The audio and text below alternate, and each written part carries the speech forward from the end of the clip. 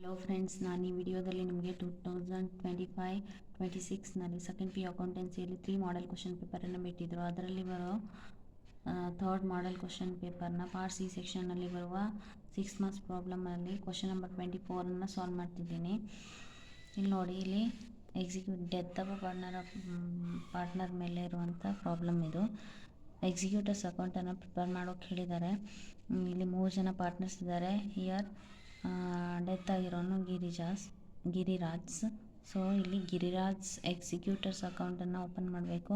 ಅದಕ್ಕೆ ಒಂದು ಫಾರ್ಮೇಟ್ ಇದೆ. Particulars amount in rupees, particulars amount in rupees, then debit credit ಹಾಕ್ಕೋಬೇಕು. ಅದಾದಮೇಲೆ ಯಾವುದೇ ಅಕೌಂಟ್ ಆದರೂ ಕೂಡ ಅಲ್ಲಿ ಬ್ಯಾಲೆನ್ಸಿಂದ ಸ್ಟಾರ್ಟ್ ಮಾಡ್ತೇವೆ. ಸೊ ಇಲ್ಲಿ ಬ್ಯಾಲೆನ್ಸ್ ಬಂದುಬಿಟ್ಟು by Giriraj capital account in ಬ್ರಾಕೆಟಲ್ಲಿ ಟ್ರಾನ್ಸ್ಫರ್ ಅಂತ ಹಾಕ್ಕೋಬೇಕು. 1 ಲ್ಯಾಕ್ ಅಂತ ಕೊಟ್ಟಿದ್ದಾರೆ ಕ್ಯಾಪಿಟಲ್ ಬ್ಯಾಲೆನ್ಸ್ ಹೊಂದಿರೋದು. ಸೊ 1 ಲ್ಯಾಕ್ ಹಾಕ್ಕೋಬೇಕು.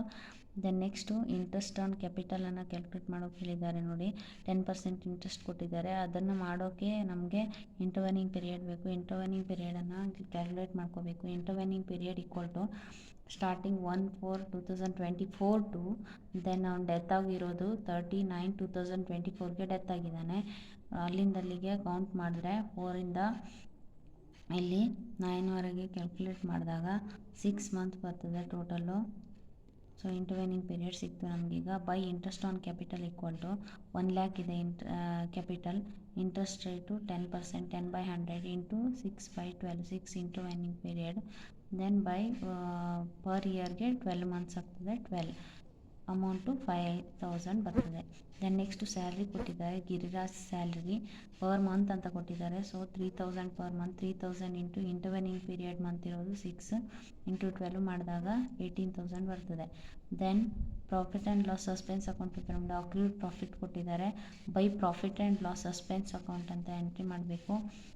ದೆನ್ 50,000 ಇದೆ ಇದು ಟೋಟಲ್ ಪ್ರಾಫಿಟ್. 50,000 ಇಂಟು ಅವನ ಶೇರು ಯಾವುದು ಗಿರಿರಾಜ್ ಶೇರ್ ಇಷ್ಟಿದೆ 1/5 ಇದೆ ಇಂಟು 6/12 ಇಂಟರ್ವೆನಿಂಗ್ ಪೀರಿಯಡನ್ನು ಕ್ಯಾಲ್ಕುಲೇಟ್ ಮಾಡಬೇಕು. ದೆನ್ ಅಮೌಂಟ್ ಬಂದುಬಿಟ್ಟು 5,000 ಬರ್ತದೆ. Then next by Yuvraj capital account ಇದು ಹೆಂಗೆ ಮಾಡೋದು ಕೇಳಿದ್ರೆ ಇಲ್ಲಿ ಗುಡ್ವಿಲ್ ಮೇಲೆ ಮಾಡೋದು. ಗುಡ್ವಿಲ್ ಟೋಟಲ್ ಗುಡ್ವಿಲನ್ನು ಕೊಟ್ಟಿದ್ದಾರೆ. ಓಕೆ, ಗುಡ್ವಿಲನ್ನು ಏನು ಮಾಡಿದ್ದಾರೆ ಇಲ್ಲಿ ಸೇರ್ಸ್ ಕೊಟ್ಟಿದ್ದಾರೆ. ಯಾರ್ದು ಗಿರಿರಾಜ್ ಒಂದು ಗುಡ್ವಿಲನ್ನು ಕೊಟ್ಟಿದ್ದಾರೆ. ಅದನ್ನು ನಾವೇನು ಮಾಡಬೇಕು, ಹಂಚಬೇಕು ಇಬ್ಬರಿಗೂ, ಯುವರಾಜ್ ಮತ್ತು ಲಿಂಗರಾಜ್ಗೆ. ಇಲ್ಲಿ ನೋಡಿ, ವರ್ಕಿಂಗ್ ನೋಟ್ ಹಾಕ್ಕೋಬೇಕು. ಗಿರಿರಾಜ್ ಶೇರ್ ಬಂದುಬಿಟ್ಟು 1/5 ಇದೆ.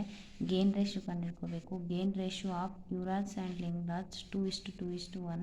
ಅದರಲ್ಲಿ ಡೆತ್ ಆಗಿರೋನು ಗಿರಿರಾಜನ್ನು ಬಿಟ್ಬಿಡಬೇಕು. ಅವಾಗ ಎಷ್ಟು ಉಳಿತು 2:2 ಅಂದರೆ 2/4 2/4 ಬಂತು. Then goodwill borne by Yuvraj ಮಾಡಬೇಕು. 15,000 ಇರೋದು ಗಿರಿರಾಜ್ ಗುಡ್ವಿಲ್ಲು. 50,000 ಇಂಟು 2/4 ಮಾಡಿದಾಗ 7,500 ಬರ್ತದೆ. ಗುಡ್ವಿಲ್ ಬಾರ್ನ್ ಬೈ ಲಿಂಗರಾಜ್ ಮಾಡಿದಾಗ 15,000 ಇಂಟು 2/4 ಬರ್ತದೆ ಈಕ್ವಲ್ ಟು 7,500 ಬರ್ತದೆ. ಅದನ್ನೇ ತಗೊಂಡೋಗಿ ಇಲ್ಲಿ ಫಾರ್ಮೇಟಿಗೆ ಹಾಕಬೇಕು.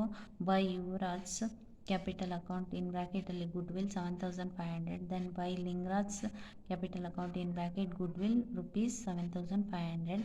ದೆನ್ ಇದಿಷ್ಟು ಟೋಟಲ್ ಮಾಡಿದಾಗ 1,43,000 ಬರ್ತದೆ. ದೆನ್ ಅದನ್ನು ಡೆಬಿಟ್ ಸೈಡ್ ಎಂಟ್ರಿ ಮಾಡ್ತೇವೆ. ಬ್ಯಾಲೆನ್ಸಿಗೆ to bank or cash account ಅಂತ ಎಂಟ್ರಿ ಮಾಡ್ತೇವೆ. Balance carry down, that means 1,43,000 ಬರ್ತದೆ. ಟೋಟಲ್ 1,43,000. ಇಲ್ಲಿಗೆ ಪ್ರಾಬ್ಲಮ್ ಮುಗೀತದೆ. Thank you.